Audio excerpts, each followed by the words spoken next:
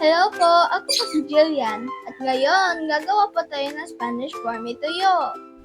Bago tayo magsimula, hugasan muna natin ang mga bote na ating gagamitin.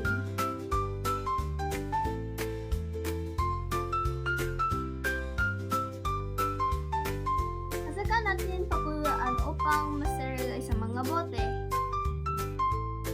Matrivia ako kung saan nagmula ang Gourmet Spanish Tuyo. Originating from Negros Occidental, the Gourmet Tuyo prides itself as a traditional Filipino product and in being a premium delicacy of dried fish preserved in oil, vinegar, and other spices.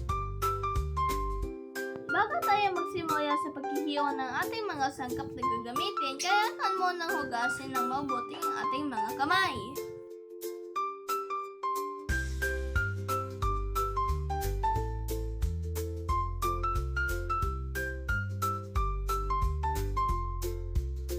Ating mga ingredients: tuyo,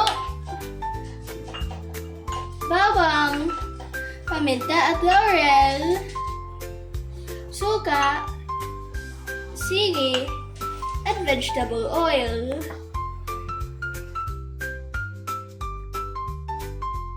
Kaya naman ay maghihiwa tayo ng bawang. Nalinisin at nahugasan ko na rin pala ng mabuti ang sangkalan at kutsilyo na aking ginagamit. Una, prituhin muna ang mga tuyo sa mahinang apoy lamang upang dito masunog. Bigyan ng oil ang kawali. Hintayin uminit ang kawali bago ilagay ang tuyo. Sa pagprito ng tuyo, kailangan ng iba yung pag-iingat. Ilagay ng dahan-dahan ang mga tuyo at huwag masyadong malapit upang hindi matalsikan ng mantika. Palamigin po muna natin ang mga tuyo. A few moments later. Linisan muna natin ang ating tuyo. Sa paglilinis, kailangan tanggalin ng ulo. Tanggalin din ang mga kaliskis at timiksan may tiyan at ilagay sa malinis na lagayan.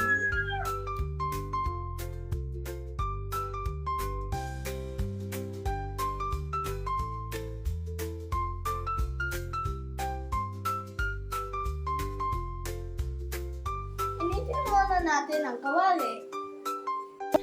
Mag-umpisa na tayo sa paggawa ng oil mixture. Ibuhos ang mantika sa kawali. Hintayin uminit ito. Ilagay ang bawang sa mainit na mantika. Haluin ng dahan-dahan ang bawang hanggang maging golden brown. Ilagay ang laurel at paminta.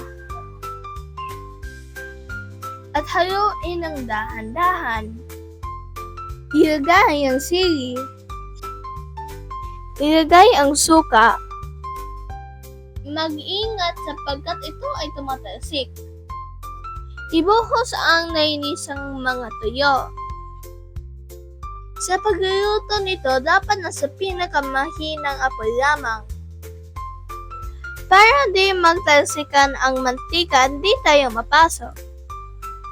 Hintayin at hayaan kumulo ng 3 minuto para ito ay maluto. Luto na! Atin nang isalin sa sterilized bote ang ating gourmet tuyo. Dapat ay dahan-dahan lamang sapagkat ito ay mainit pa.